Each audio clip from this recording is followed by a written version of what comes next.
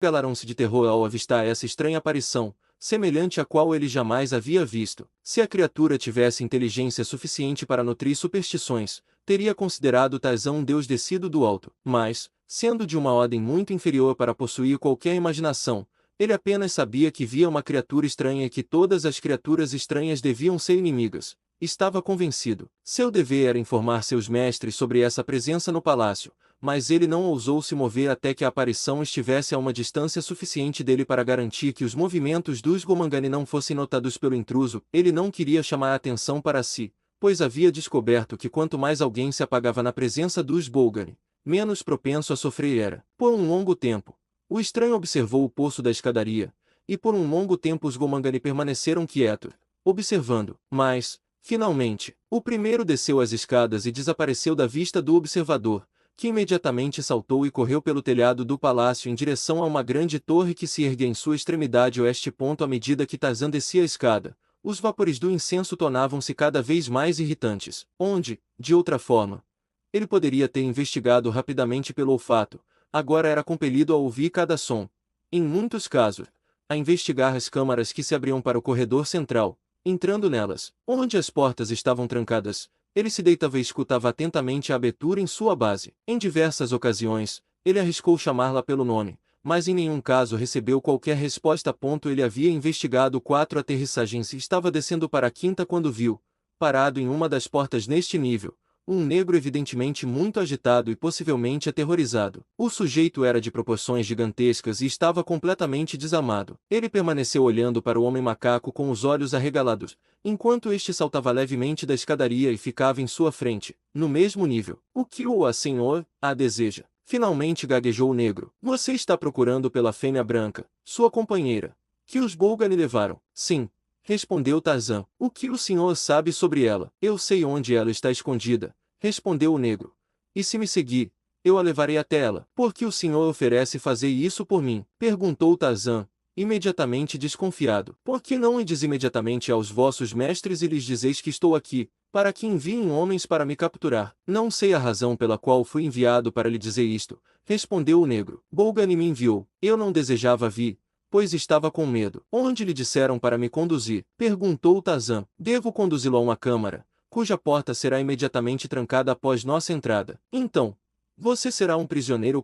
E o senhor? Indagou Tarzan. Eu também serei prisioneiro com você. Os Bolgani não se importam com o que acontecerá comigo. Talvez me mate, mas eles não se importam. Se me levar para uma armadilha, eu o matarei, respondeu Tarzan. Mas, se me conduzir a mulher, talvez todos escapemos. O senhor gostaria de escapar, não é mesmo? Gostaria de escapar, mas não posso. Já tentou alguma vez? Não, não tenho. Por que eu deveria tentar fazer algo que não pode ser feito? Se me levar para a armadilha, certamente o matarei. Se me conduzir a mulher, terá ao menos a mesma chance que eu de viver. O que senhor? Ah, o negro coçou a cabeça pensativo, a ideia filtrando lentamente por sua mente obtusa. Finalmente, ele falou. O senhor é muito sábio, disse ele. Eu a levarei até a mulher. Vá em frente, então, disse Tarzan, e eu o seguirei. O negro desceu ao andar seguinte, abrindo a porta, adentro um corredor longo e reto. Enquanto o homem macaco seguia seu guia, teve tempo para refletir sobre os meios pelos quais os Bolgani haviam descoberto sua presença na torre, e a única conclusão a que pôde chegar foi que o velho o havia traído, pois, até onde Tarzan sabia, apenas ele sabia que o homem macaco estava no palácio. O corredor por onde o negro conduzia era muito escuro, recebendo uma iluminação fraca e inadequada do corredor fracamente iluminado que acabavam de deixar, cuja porta permanece aberta atrás deles. Atualmente, o carro parou diante de uma porta fechada. A mulher está lá dentro, disse o negro, apontando para a porta. Ela está sozinha? Perguntou Tarzan. Não, respondeu o negro. Veja, e ele abriu a porta, revelando uma cortina pesada, que separou gentilmente, mostrando a Tarzan o interior da câmara além. Apoiando-se no pulso do negro, para que não escapasse, Tarzan avançou e aproximou os olhos da abertura. Diante dele, estendia-se uma ampla câmara, em uma das extremidades da qual havia um estrado elevado, cuja base era de madeira escura, ricamente entalhada. A figura central sobre este estrado era um enorme leão de juba negra, o mesmo que Tarzan vira escoltado pelos jardins do palácio. Suas correntes douradas estavam agora presas a argolas no chão,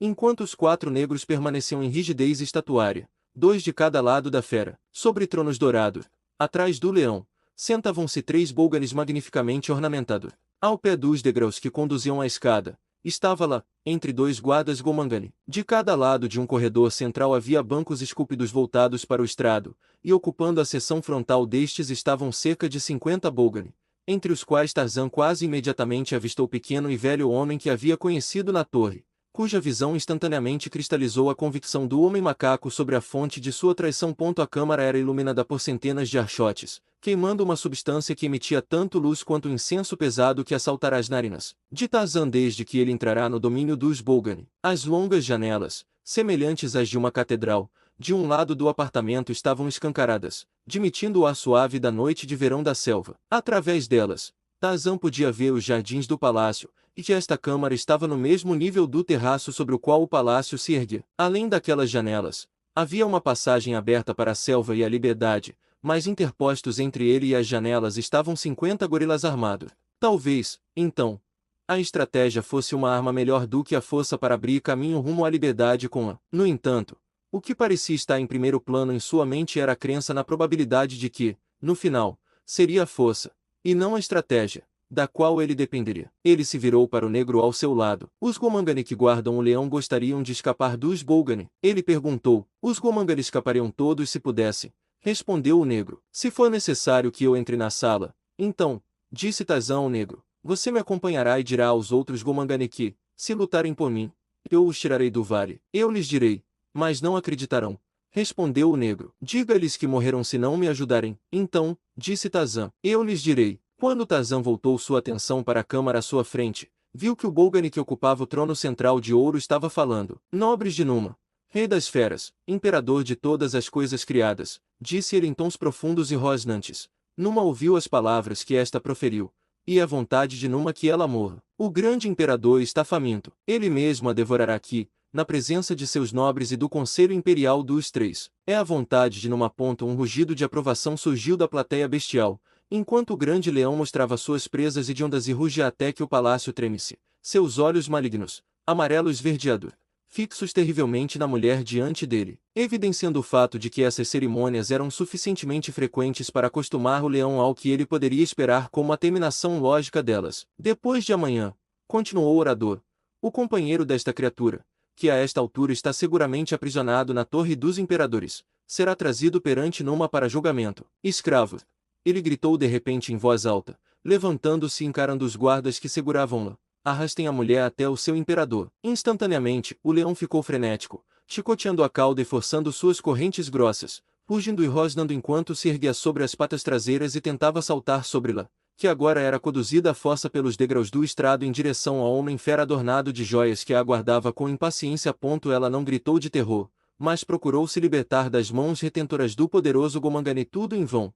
No entanto, eles haviam chegado ao último degrau e estavam prestes a empurrá-la para as garras do leão, quando foram interrompidos por um grito alto vindo de um lado da câmara, um grito que deteve os gomangani e fez os bolgani reunidos se levantarem em espanto e raiva, pois a visão que se apresentou a seus olhos era perfeitamente capaz de despertar a última emoção neles. Saltando para dentro da sala com a lança erguida estava o homem branco quase nu de quem haviam ouvido falar, mas a quem nenhum deles ainda havia visto. E tão rápido foi ele que, no instante mesmo da entrada, antes mesmo que pudessem se levantar, ele lançou sua lança. Um leão de juba negra movia-se pela noite da selva. Com majestosa indiferença por todas as outras criaturas, ele seguiu seu caminho senhorial pela floresta primordial. Ele não estava caçando, pois não fez nenhum esforço para ser furtivo, nem, por outro lado, emitiu qualquer som vocal. Ele se movia rapidamente, embora às vezes parasse com o nariz erguido para farejar o ar e escutar. E assim, finalmente, chegou a uma alta muralha, ao longo da qual farejou,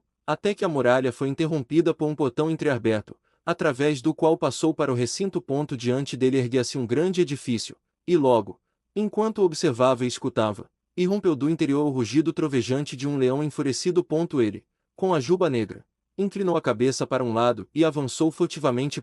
No instante em que ela estava prestes a ser lançada nas garras de Numa, Tarzan dos macacos saltou para o apartamento com um grito estrondoso que interrompeu momentaneamente os gomangani que a arrastavam para sua desgraça, e naquele breve instante de trégua que o homem macaco sabia que seguiria sua interrupção, a lança veloz foi lançada. Para a fúria e consternação dos bolgani, Viram enterrar-se no coração de seu imperador e o grande leão de juba negra. Ao lado de Tarzan estava o Gomangani que ele havia aterrorizado para servir, e enquanto Tarzan avançava em direção a lá, o negro acompanhava, gritando para seus companheiros que, se ajudassem este estranho, poderiam ser livres e escapar para sempre dos Bolgani. Vossa Majestade permitiu que o grande imperador fosse morto, ele gritou para o pobre Gomangani que guardava numa. Por isso, os Bolgani o matarão. Ajude a salvar o estranho Tarmangani e sua companheira, e você terá, no mínimo, uma chance de vida e liberdade. E o senhor, acrescentou, dirigindo-se aos dois que guardavam lá, também será responsabilizado. Sua única esperança reside em nós. Tarzan havia alcançado o lado de lá e arrastava pelas escadas do estrado, onde esperava poder resistir momentaneamente aos 50 Bolgani que agora se precipitavam de seus assentos em sua direção. Mate os três que estão sentados no estrado, gritou Tarzan aos Gomangani, que agora evidentemente hesitavam sobre qual lado escolher. Mate-os se deseja sua liberdade. Mate-os se quiser viver. O tom autoritário de sua voz, o apelo magnético de sua personalidade, sua liderança natural, conquistaram-nos por um breve instante o tempo necessário para voltá-los contra a ódia da autoridade que os três Bolgani no estrado representavam. Ao cravar suas lanças nos corpos negros e hirsutos de seus mestres, tornaram-se, então e para sempre, as criaturas de Tarzan dos macacos, pois não poderiam ter esperança de futuro na terra dos Bolgani. Com um braço em volta da cintura de lá, o homem macaco a carregou até o topo do estrado, onde tomou sua lança e a retirou do corpo do leão morto. Em seguida, virando-se e encarando os Bolgani que avançavam, ele colocou um pé sobre a carcaça de sua presa e ergueu a voz no aterrorizante grito de vitória dos macacos de Kerchak. Diante dele, os Bolgani hesitaram, enquanto atrás dele os Gomangani tremiam de terror. Pare! Gritou Tarzan, erguendo a palma da mão em direção aos Bolgani. Escute, eu sou Tarzan dos macacos. Não busquei conflito com o seu povo. Eu, no entanto, busco uma passagem por seu país para o meu. Permita-me seguir meu caminho em paz com esta mulher, levando estes Gomangani comigo. Para responder, um coro de rosnados selvagens surgiu dos Bolgani, que avançaram vivamente em direção ao estrado. De suas fileiras, saltou repentinamente o velho da Torre Leste, que correu rapidamente em direção a Tarzan. Ah, traidor! Exclamou o homem macaco. Seria você o primeiro, então, a provar a ira de Tarzan. Ele falou em inglês e o velho respondeu na mesma língua. Traidor! Exclamou ele surpreso. Sim, traidor! Trovejou Tarzan. Não se apressou aqui para dizer aos Bolgani que eu estava no palácio, para que eles pudessem enviar os Gomangani para me atrair a uma armadilha. Não fiz nada disso, respondeu o outro. Vim aqui para me colocar perto da mulher branca, com a ideia de que poderia ser útil a ela ou a você, caso fosse necessário. Venho agora, inglês, para ficar ao seu lado e morrer ao seu lado, pois morrerá, com certeza, como há um Deus no céu. Nada pode salvá-lo agora da ira dos Bolgani, cujo imperador o senhor assassinou. Venham, então, exclamou Tarzan, e provem sua lealdade. Seria melhor morrer agora do que viver em escravidão para sempre. Os 6 Gomangani se posicionaram, 3 de cada lado de Tarzan, enquanto o sétimo, que havia entrado na câmara com Tarzan desarmado, pegava armas do corpo de um dos 3 Bolgani que haviam sido mortos no estrado. Diante desse conjunto de força tão novo para eles, os Bolgani hesitaram ao pé dos degraus que conduziam ao estrado, mas apenas por um momento eles hesitaram, pois eram apenas 9 contra 50,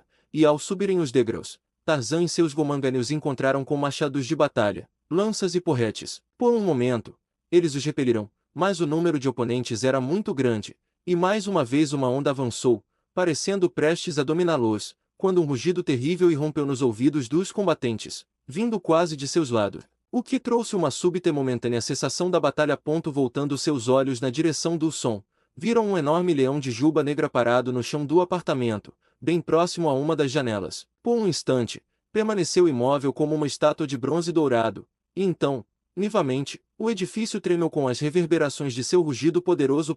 Dominando a todo, Tarzan dos macacos olhou do estrado para a grande fera abaixo dele.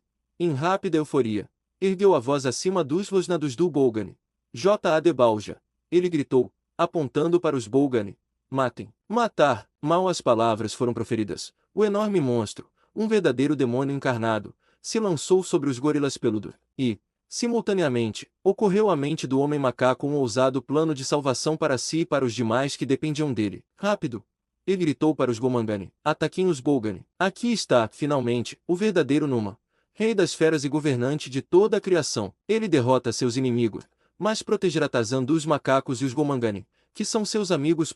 Vendo seus odiados mestres recuando diante dos terríveis ataques do leão, os Gomangani avançaram com machados de batalha e clavas, enquanto Tarzan, descartando sua lança, tomou seu lugar entre eles com a faca desembainhada. Mantendo-se próximo a J.A.D. direcionou o leão de uma vítima a outra, para que não caísse por engano sobre os Gomangani ou sobre o pequeno, velho e branco homem, ou mesmo, sobre lá, em pessoa. 20 dos Bolganis jaziam mortos no chão antes que o equilíbrio conseguisse escapar da câmara, e então Tarzan, voltando-se para J.A.D. chamou-o para que o seguisse. Vá, disse ele, voltando-se para os Gomangani, e arrastem o corpo do falso numa do estrado. Remova-o da sala, pois o verdadeiro imperador veio reclamar seu trono. O velho e lá observavam Tarzan e o leão com espanto. Quem é o senhor? Perguntou o primeiro, para que possa realizar tais milagres com uma fera selvagem da selva. Quem é o senhor e o que pretende fazer? Aguarde e verá, disse Tarzan com um sorriso sombrio. Acredito que todos estaremos seguros agora, e que os Gomangani poderão viver com conforto por muito tempo daqui em diante. Quando os negros removeram a carcaça do leão do estrado e a jogaram por uma das janelas da câmara, Tarzan enviou J.A.D. para sentar-se no lugar do estrado que antes fora ocupado pelo leão. Aí está, disse ele, voltando-se para os Gomangani.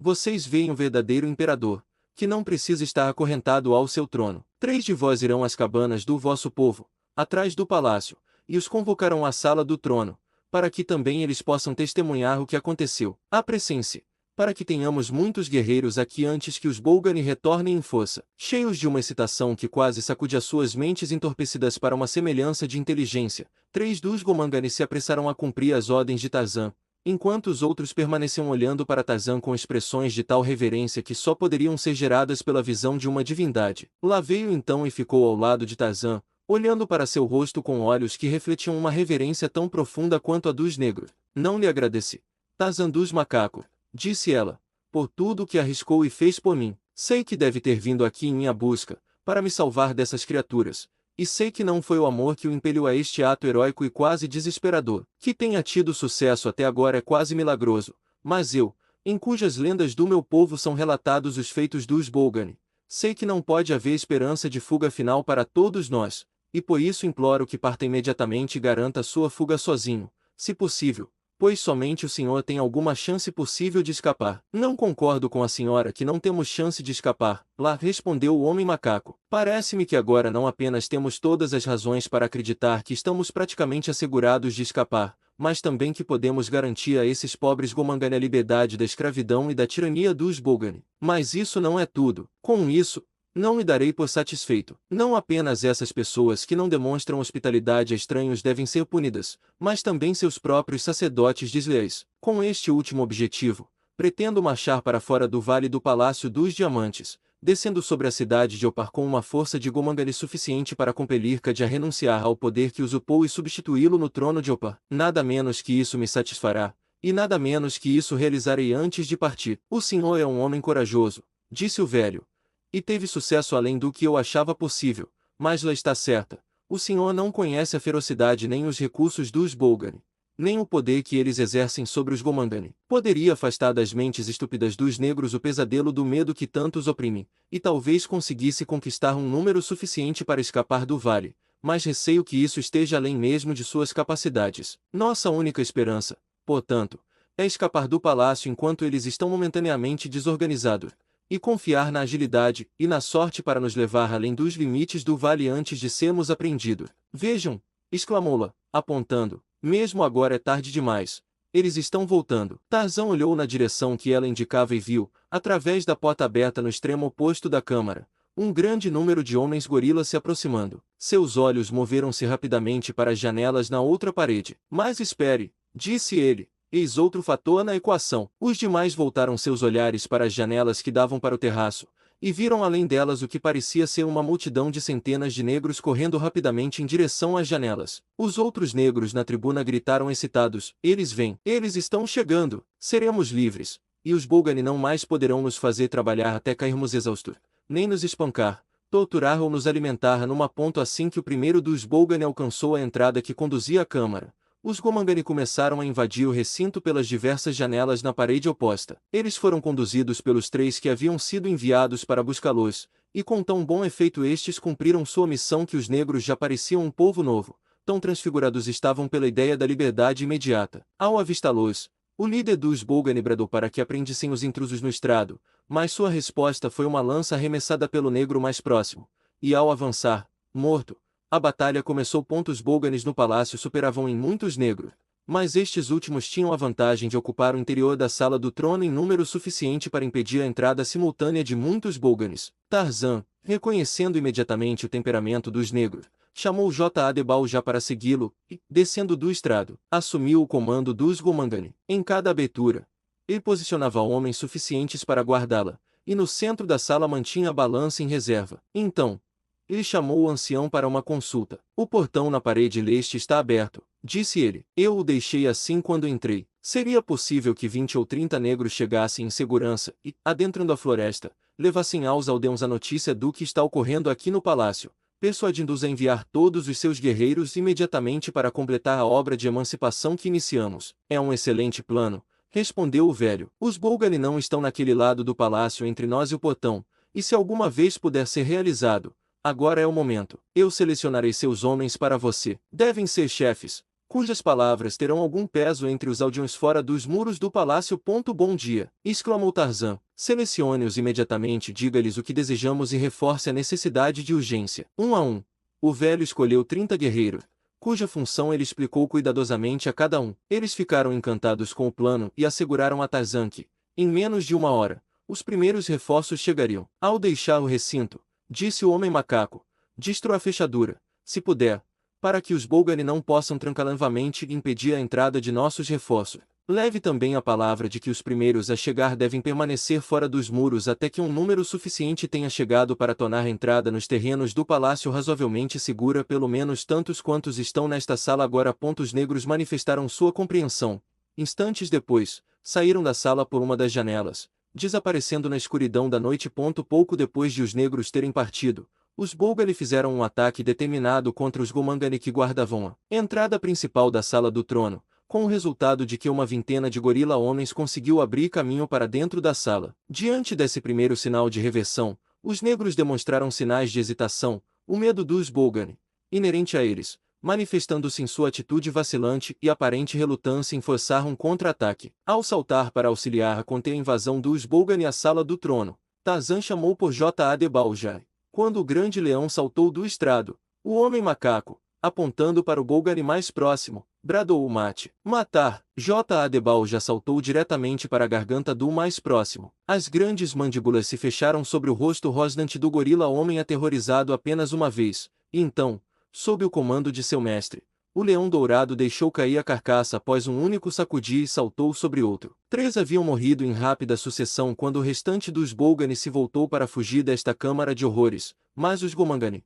com a confiança restaurada pela facilidade com que este feroz aliado trouxe morte e terror aos tiranos, interpuseram-se entre os Bolgani e a entrada, impedindo sua retirada. Segurem-nos, imobilizem-nos, gritou Tarzan. Não os mate. E então, aos Bolgani, rendam-se, não serão prejudicados. J.A. de Balja permaneceu próximo ao lado de seu mestre, encarando e rosnando para os Bolgani, e lançando ocasionalmente um olhar suplicante ao homem macaco que dizia mais claramente do que palavras: envie-me para eles.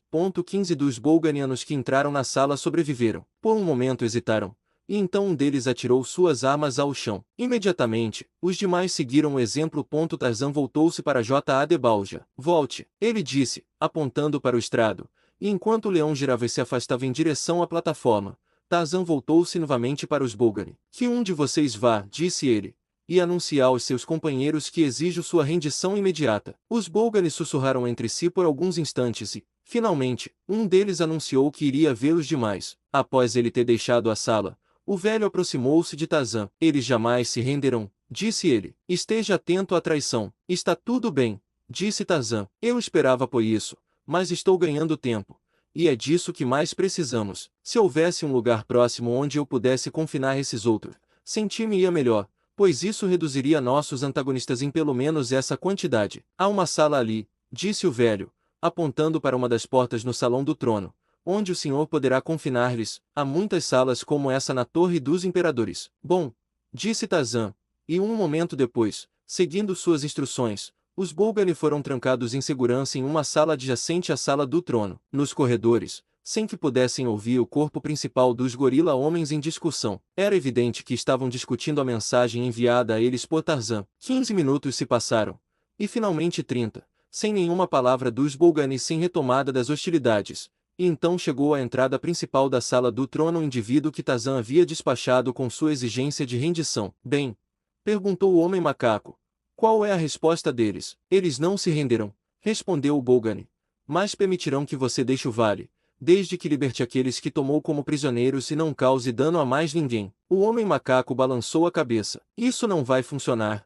Ele respondeu. Eu detenho o poder de esmagar os Bolgani do Vale dos Diamantes. Veja, e ele apontou para J.A.D. Balja. Aqui está o verdadeiro Numa. A criatura que você tinha em seu trono era apenas uma fera selvagem, mas este é Numa, rei das feras, imperador de todas as coisas criadas. Observe-o. Deve ele ser mantido sob controle por correntes douradas, como um prisioneiro ou escravo? Não, ele é, de fato, um imperador, mas há um ainda maior do que ele, alguém de quem recebe ordens. E aquele sou eu, Tarzan dos Macacos. Irritem-me e sentiram não apenas a ira de Numa, mas também a ira de Tarzan. Os Gomangari são meu povo.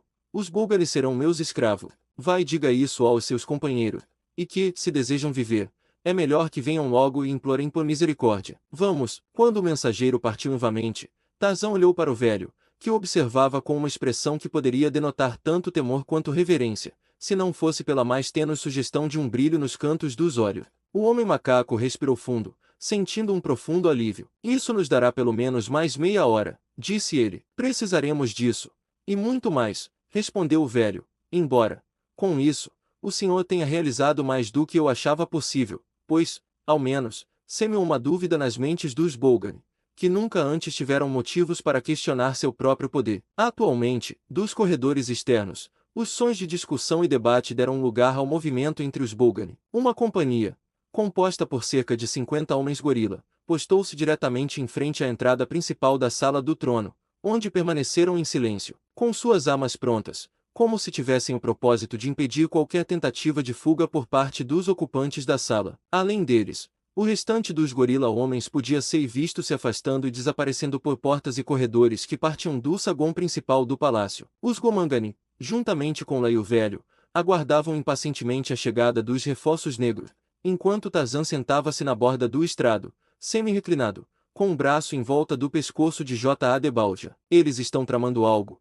disse o velho. Devemos vigiar atentamente para evitar uma surpresa. Se os negros viessem agora, enquanto a entrada é defendida por apenas 50 homens, nós os venceríamos facilmente e teríamos, creio verdadeiramente, alguma chance de escapar dos terrenos do palácio. Sua longa residência aqui, disse Tarzan, o preencheu com o mesmo medo insensato dos Bolgani que os Gomangani nutrem. Pela atitude mental que o senhor demonstra ter em relação a eles, disse-ia que são uma espécie de super-homens, são apenas bestas, meu amigo, e se permanecermos leais à nossa causa, iremos superá-los. Podem ser bestas, respondeu o velho, mas são bestas com cérebros de homens. Sua astúcia e crueldade são diabólicas. Seguiu-se um longo silêncio, interrompido apenas pelos sussurros nervosos dos Gomangani, cujo moral, como era evidente, estava lentamente se desintegrando sob a tensão nervosa da espera forçada e a falha de seus companheiros da floresta em vir rapidamente em seu auxílio. A isso se somava o efeito desmoralizante da especulação sobre o que os Bolgani estavam planejando ou qual plano já estavam colocando em prática. O próprio silêncio dos gorila-homens era mais terrível do que o estrondo de um ataque real. Lá foi a primeira pessoa branca a romper o silêncio. Se 30 dos Gomangani conseguiram deixar o palácio com tanta facilidade,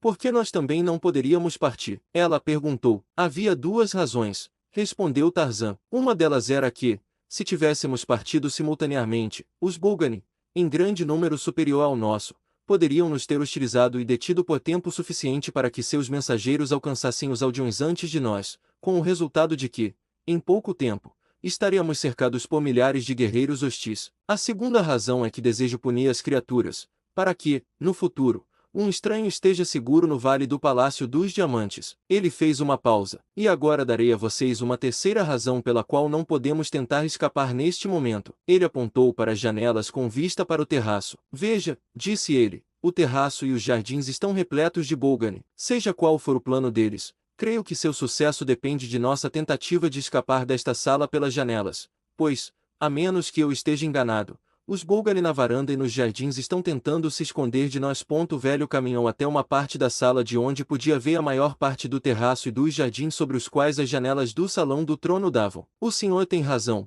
disse ele ao retornar ao lado do homem macaco. Os Bolgani estão todos reunidos do lado de fora destas janelas, com exceção daqueles que guardam a entrada e, possivelmente, alguns outros nas portas em outras partes da sala do trono. Isso, contudo, devemos determinar. Ele caminhou rapidamente para o lado oposto da câmara e afastou as cortinas diante de uma das aberturas, revelando além uma pequena tropa de Bolgani. Eles permaneceram imóveis, sem fazer qualquer esforço para prendê-lo ou prejudicá-lo. Há outra saída, e outra.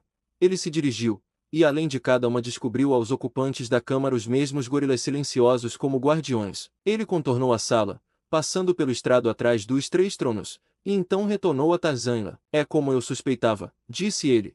Estamos completamente cercados. A menos que a ajuda chegue em breve, estaremos perdidos. Mas suas forças estão divididas. Tarzan lembrou. Ainda assim, é suficiente para nos dar conta, respondeu o velho. Talvez o senhor tenha razão, disse Tarzan, mas, pelo menos, teremos uma luta e tanto. O que é isso? Exclamou-la. E simultaneamente, atraídos pelo mesmo ruído, os ocupantes da sala do trono ergueram os olhos para o teto acima deles, onde viram que as armadilhas haviam sido levantadas de uma dúzia de aberturas, revelando os rostos carrancudos de várias dezenas de homens gorila. O que estão aprontando agora? Exclamou Tarzan.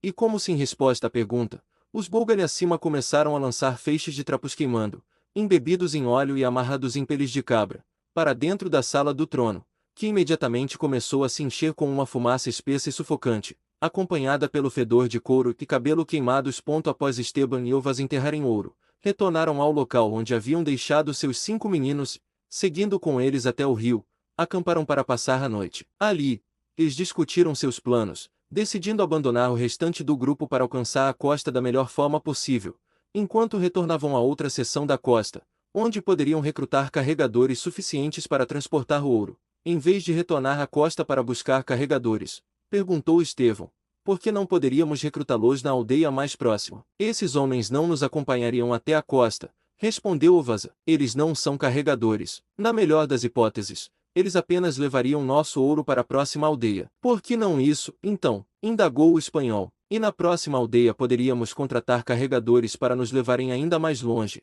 até que pudéssemos contratar outros homens para continuarem conosco. Ovasa balançou a cabeça. É um bom plano, dona, mas não podemos executá-lo, pois não temos com o que pagar nossos carregadores. Esteban coçou a cabeça. O senhor tem razão, disse ele, mas isso nos pouparia aquela maldita viagem à costa e o retorno. Permaneceram em silêncio por alguns instantes, refletindo. Eu o tenho! Finalmente, exclamou o espanhol. Mesmo que tivéssemos os carregadores agora, não poderíamos ir diretamente para a costa por medo de encontrar a expedição de Flora Alques. Devemos deixá-los sair da África antes de levarmos o ouro para a costa. 2 meses não serão tempo demais para esperar, pois eles terão um trabalho infernal para chegar à costa com aquele bando de carregadores amotinados. Enquanto aguardamos, portanto, vamos levar um dos lingotes de ouro ao ponto mais próximo onde possamos negociá-lo por bens comerciais. Então, poderemos retornar e contratar carregadores para transportá-lo de aldeia em aldeia. O Bluana profere palavras de sabedoria,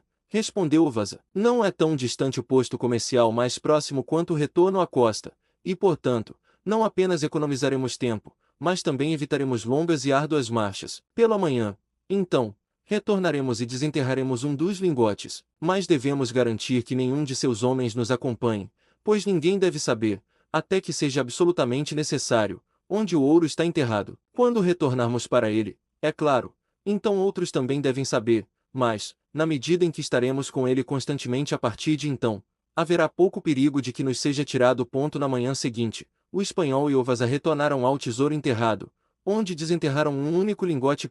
Antes de deixar o local, o espanhol desenhou na superfície interna da pele de leopardo que usava sobre o ombro um mapa preciso da localização do tesouro, utilizando um pedaço de madeira afiado, mergulhado no sangue de um pequeno roedor que havia matado para esse fim. De Ovasa, ele obteve os nomes nativos do rio e de marcos visíveis do local onde o tesouro foi enterrado, juntamente com instruções tão explícitas quanto possível para chegar ao local a partir da costa. Ele também escreveu essa informação abaixo do mapa, e quando terminou sentiu-se muito aliviado do medo de que, se algo acontecesse a Ovasa, ele nunca mais pudesse localizar o ouro.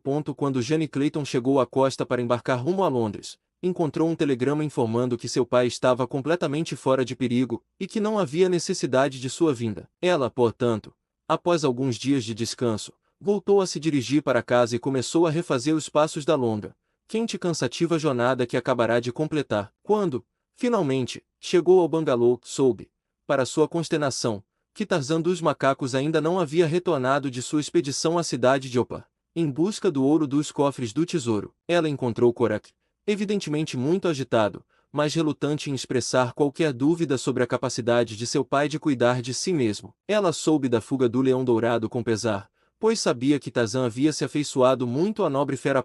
Foi no segundo dia após seu retorno que o vazir que havia acompanhado Tarzan retornou sem ele. Então, de fato, seu coração se encheu de temor por seu senhor e mestre. Ela questionou os homens cuidadosamente, e ao saber deles que Tarzan havia sofrido outro acidente que novamente afetara sua memória, anunciou imediatamente que partiria no dia seguinte em sua busca, ordenando aos Vaziri que haviam acabado de retornar que a acompanhassem. Korak tentou dissuadi-la, mas, falhando nisso, insistiu em acompanhá-la. Não devemos estar todos ausentes ao mesmo tempo, disse ela. Você permanece aqui, meu filho. Se eu fracassar, retornarei e o deixarei ir. Não posso deixá-la ir sozinha, mãe, respondeu Korak. Não estou sozinha quando os Vaziri estão comigo. Ela riu. E o senhor sabe perfeitamente bem, rapaz, que estou tão seguro em qualquer lugar no coração da África com eles quanto estou aqui no rancho. Sim, sim, suponho que sim, respondeu ele, mas gostaria de poder ir.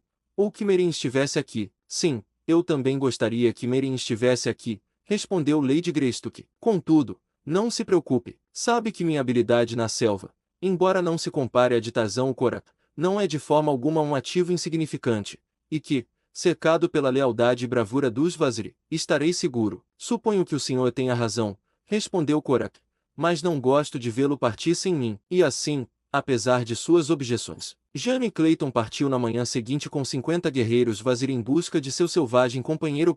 Quando Esteban e Ovaza não retornaram ao acampamento conforme prometido, os demais membros da expedição inicialmente sentiram raiva, que posteriormente foi substituída por preocupação, não tanto com a segurança do espanhol, mas com o receio de que Ovaza pudesse ter sofrido algum acidente e não retornasse para levá-los em segurança à costa, pois, de todos os negros, apenas ele parecia competente para lidar com os carregadores mal-humorados e amotinados. Os negros desconfiavam da ideia de que Ovaza estivesse perdido, e eram mais propensos à opinião de que ele e Esteban os haviam abandonado deliberadamente. Luvini, que atuou como chefe na ausência de Ovaza, tinha sua própria teoria. Ovaza e Uguana partiram sozinhos em perseguição aos caçadores de marfim. Por meio de artimanhas, eles podem realizar tanto quanto nós poderíamos ter realizado pela fossa, e haverá apenas dois entre os quais dividir o marfim. Mas como dois homens podem vencer um bando de invasores?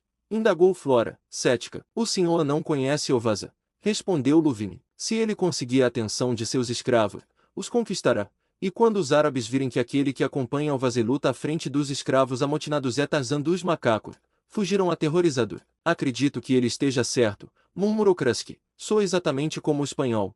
E então, subitamente, voltou-se para Luvini. Pode nos conduzir ao acampamento dos invasores? Ele exigiu. Sim, respondeu o negro. Ótimo, exclamou Krusky.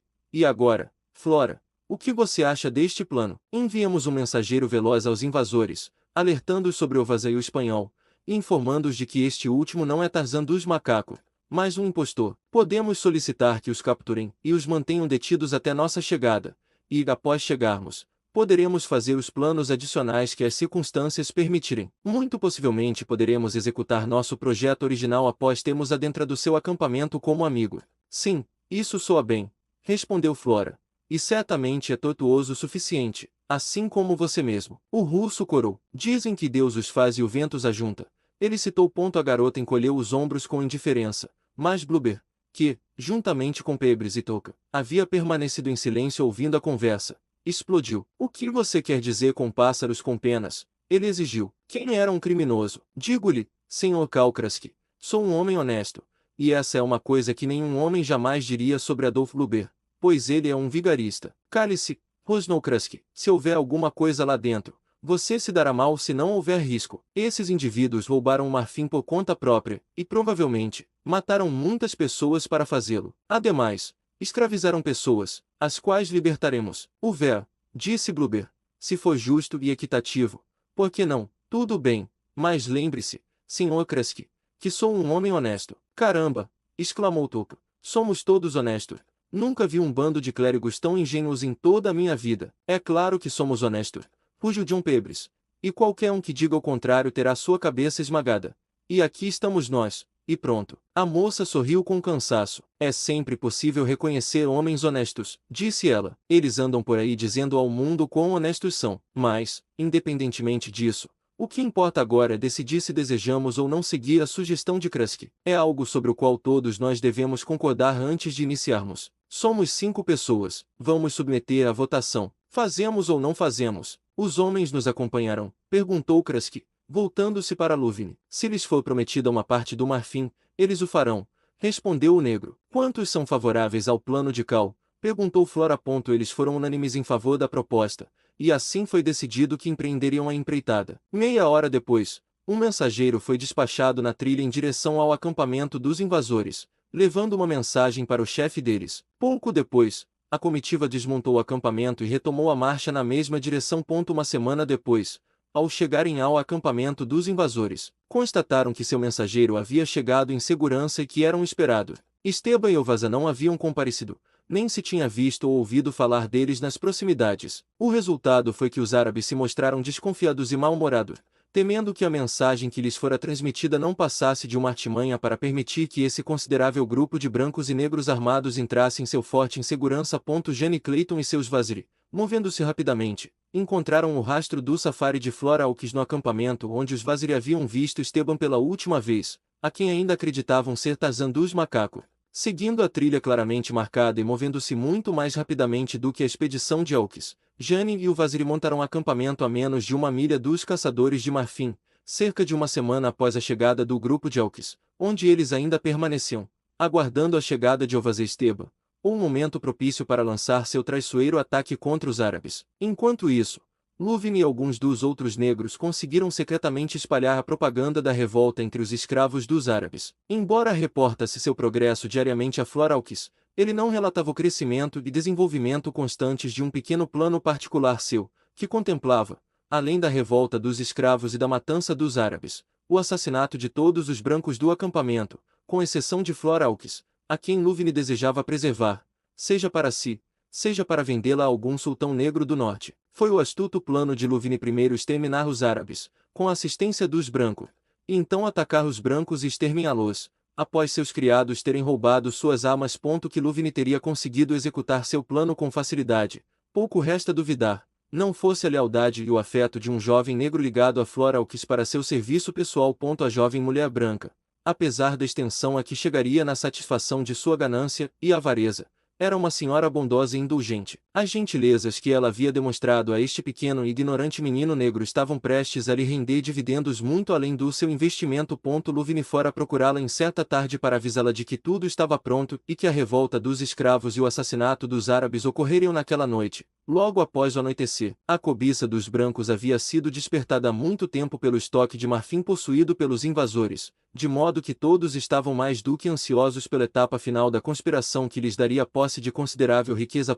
Foi pouco antes da refeição noturna que o pequeno menino negro entrou sorrateiramente na tenda de Flora Hawkins. Ele estava com os olhos arregalados e terrivelmente assustado. O que foi? Ela indagou. SHHH, e ele advertiu. Não deixe que eles ouçam falar comigo, mas aproxime o ouvido de mim enquanto lhe digo em voz baixa o que Lúvine está planejando. A menina inclinou a cabeça perto dos lábios do pequeno negro. Você tem sido gentil comigo, ele sussurrou. E agora que Lúvine pretende lhe causar mal, vim avisá-lo. O que você quer dizer?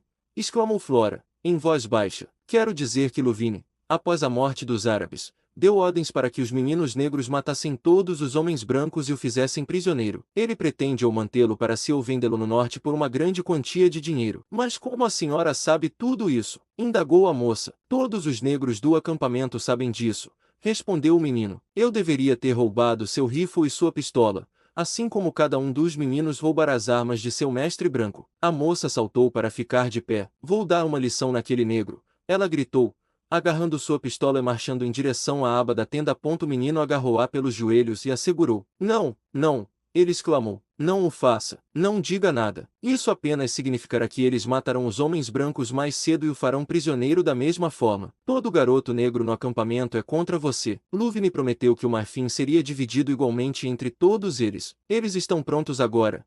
E se o senhor ameaçar Luvine, ou se de alguma outra forma eles souberem que o senhor está ciente da trama, cairão sobre o senhor imediatamente. O que a senhora espera que eu faça? Então, ela perguntou. Há apenas uma esperança.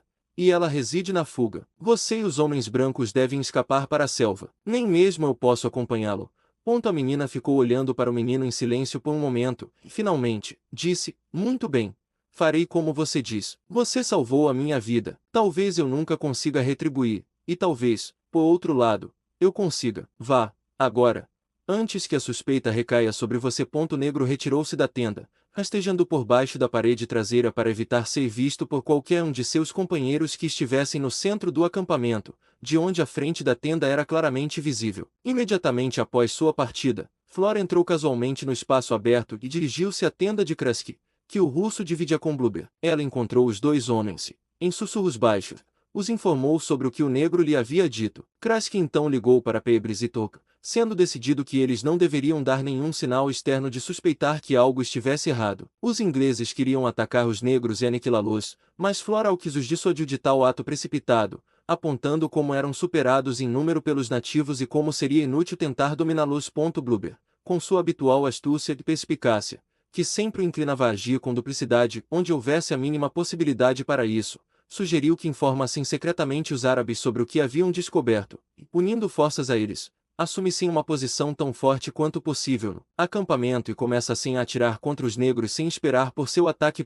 Novamente, Flora vetou a sugestão. Não convirá, disse ela, pois os árabes são, no fundo, tão nossos inimigos quanto os negros. Se tivéssemos sucesso em subjugar os negros, seria apenas uma questão de minutos antes que os árabes soubessem todos os detalhes da trama que havíamos arquitetado contra eles, após o que nossas vidas não valeriam nada. E ela estalou os dedos. Acho que Flora tem razão, como sempre, rosnou Pebres. Mas o que diabos vamos fazer vagando por esta selva sem negros para caçar para nós, cozinhar para nós, carregar coisas para nós ou nos guiar? É isso que eu gostaria de saber. E aqui estamos nós, e pronto. Não.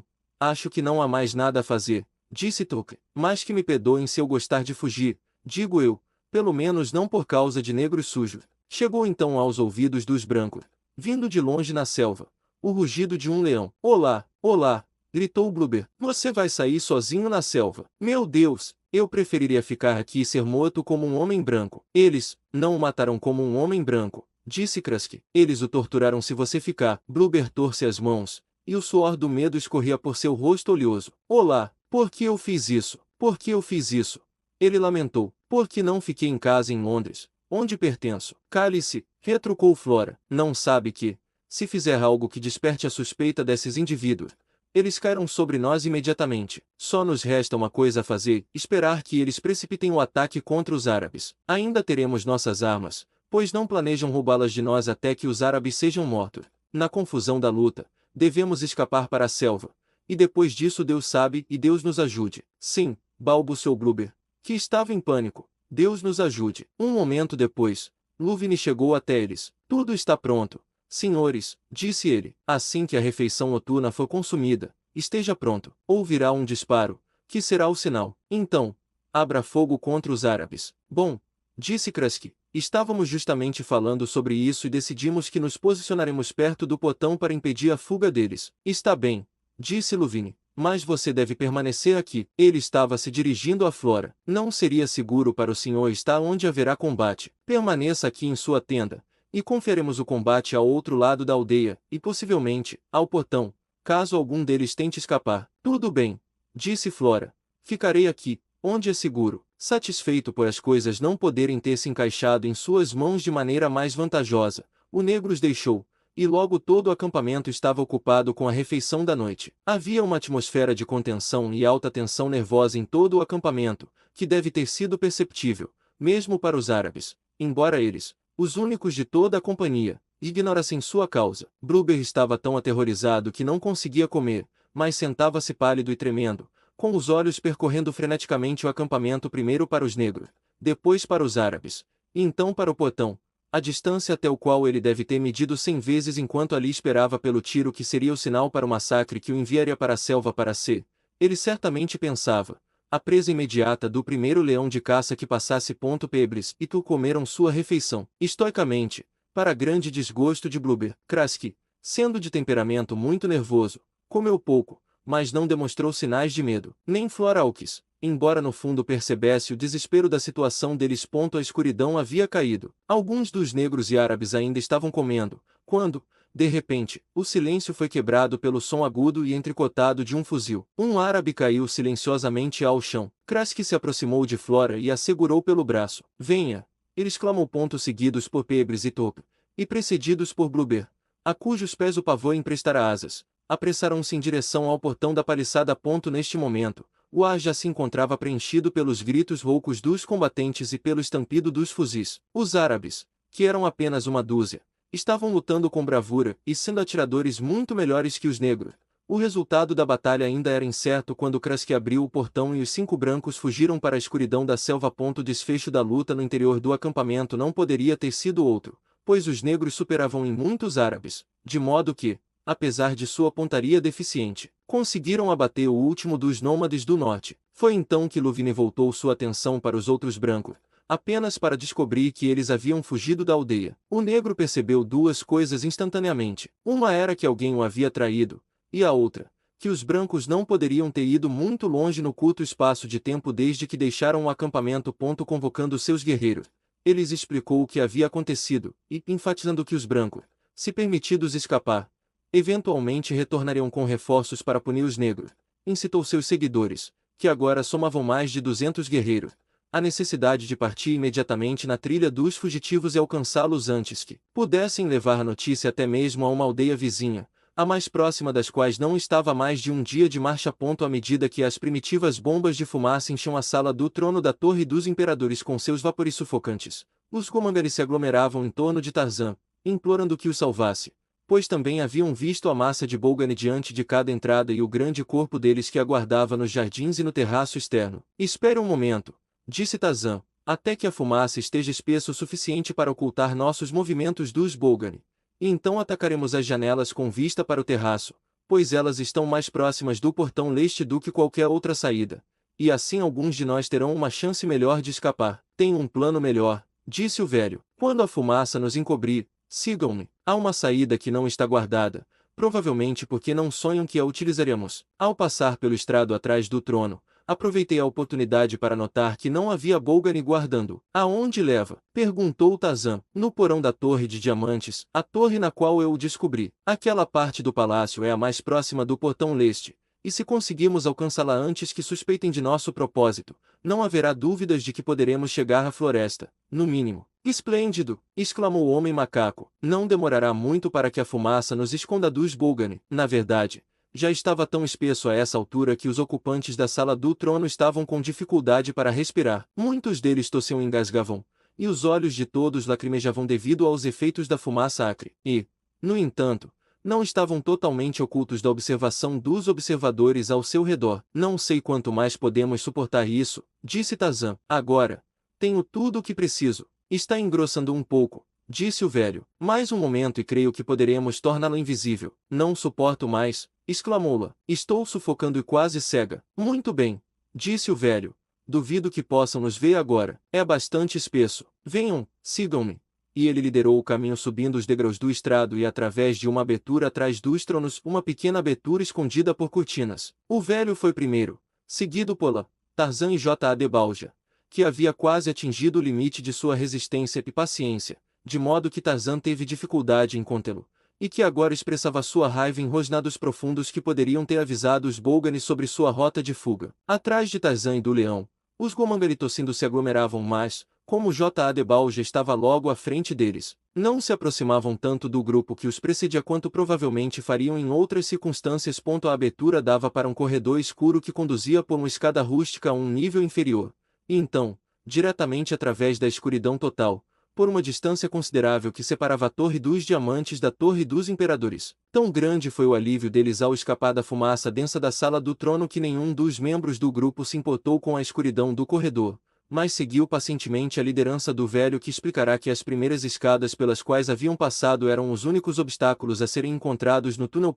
No fim do corredor, o velho homem parou diante de uma porta pesada, que conseguiu abrir com considerável dificuldade. Espere um momento, disse ele, até que eu encontre uma tocha e faça uma luz. Eles ouviram se movimentando além da porta por um momento, e então uma luz fraca surgiu, e logo a chama em um cesto de fogo tremeluzio. Nos tênues raios, Tarzan avistou diante de si uma grande câmara retangular, cuja vasta dimensão era apenas parcialmente sugerida na luz vacilante da tocha. Reúna todos, disse o velho, e feche a porta. E quando isso foi feito, chamou Tarzan. Venha, ele disse, antes de deixarmos esta câmara, desejo mostrar-lhes um espetáculo que nenhum outro olhar humano jamais contemplou. Ele o conduziu ao lado oposto da câmara, onde, à luz da tocha, Tarzan viu fileiras e mais fileiras de prateleiras, sobre as quais estavam empilhados pequenos sacos feitos de peles. O velho colocou o Cresce em uma das prateleiras, pegou um saco, abriu e despejou uma porção do conteúdo na palma da mão. Diamantes, ele disse. Cada um desses pacotes pesa 5 libras e cada um contém diamantes. Eles as têm acumulado por incontáveis eras,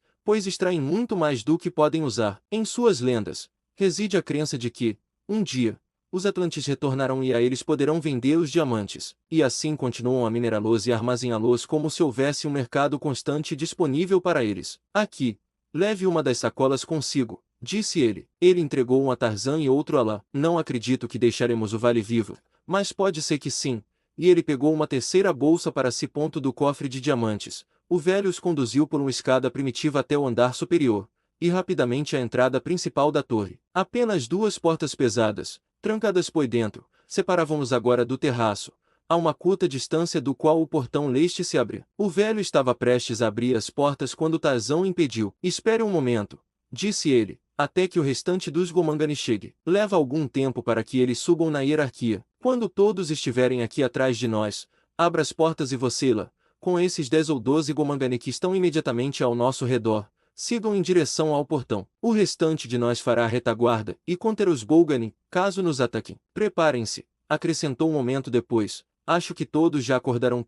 Cuidadosamente, Tarzan explicou aos Gomangani o plano que tinha em mente. Então, voltando-se para o ancião, ordenou: agora. O parafuso escapou, as portas se abriram, e, simultaneamente, toda a comitiva iniciou uma corrida em direção ao portão leste. Os Bolgani, que ainda estavam aglomerados na sala do trono, não estavam cientes de que suas vítimas haviam escapado até que Tarzan, fechando a retaguarda com J.A. Balja, estivesse passando pelo portão leste. Então, os Bolgani o descobriram e imediatamente lançaram um grito de alerta que atraiu centenas deles em uma perseguição frenética. Lá vêm eles, gritou Tarzan aos outros. Corram direto pelo vale em direção ao par. Lá. E o senhor? Exigiu a jovem. Permanecerei um momento com os Gomangani e tentarei punir esses indivíduos. Lá parou em seco. Não darei um passo sem você, Tarzan dos macacos, disse ela. Já são demasiados os riscos que senhor, correu por mim. Não. Não irei sem você. O homem macaco deu de ombro. Como desejar, ele disse. Lá vêm eles. Com grande dificuldade, ele reuniu uma parte dos Gomangani que, uma vez atravessados os portões, pareciam imbuídos de um único propósito: colocar a maior distância possível entre o Palácio de Diamantes e eles mesmos. Talvez 50 guerreiros tenham atendido ao seu chamado, e com estes ele se postou no portal em direção ao qual várias centenas de Bolgani agora avançavam. O velho aproximou-se e tocou Tarzan no braço. É melhor que você voe, ele disse. Os Gomangani se romperão e fugirão ao primeiro ataque. Não ganharemos nada voando, disse Tarzan, pois só perderíamos o que conquistamos com os Gomangani, e então teríamos todo o vale sobre nós como vespas. Ele mal havia terminado de falar quando um dos Gomangani gritou: Pole. Veja, eles vêm. E apontou ao longo da trilha para dentro da floresta. E justamente a tempo, observou Tarzan, ao ver o primeiro de um enxame de Gomangani saindo da floresta em direção ao portão leste. Venha! Ele gritou para os negros que avançavam. Os Bolgani estão sobre nós. Venha! E vingue seus agravos. Então ele se virou e, chamando os negros ao seu redor, saltou para a frente a fim de enfrentar os gorilas que avançavam. Atrás deles, onda após onda de Gomangani avançava pela porta leste do Palácio de Diamantes, levando tudo à sua frente para finalmente se quebrar como ondas na vacilante muralha de Bolgani, que era implacavelmente empurrada contra as paredes do palácio. Os gritos, as lutas e o sangue levaram J.A. Balja a um frenesi de excitação tal que Tarzan teve dificuldade em impedi-lo de atacar amigos e inimigos indistintamente. Como resultado, O Homem-Macaco precisou dedicar grande parte de seu tempo a conter seu feroz aliado, o que lhe permitiu participar pouco da batalha. No entanto, ele percebeu que a situação estava a seu favor e que, a menos que algum evento imprevisto ocorresse, a derrota completa dos Bolgani seria assegurada. Nem suas deduções eram errôneas. Tão frenéticos estavam os Gomangani com a sede de vingança, tão entusiasmados com os primeiros frutos da vitória, que enlouqueceram tanto quanto o próprio J.A. de Balja. Eles não deram nem pediram quartel, e a luta só terminou quando não puderam encontrar mais Bolgani para matar. Terminada a luta, Tarzan, Conla e o Velho, retornou à sala do trono, da qual as emanações das bombas de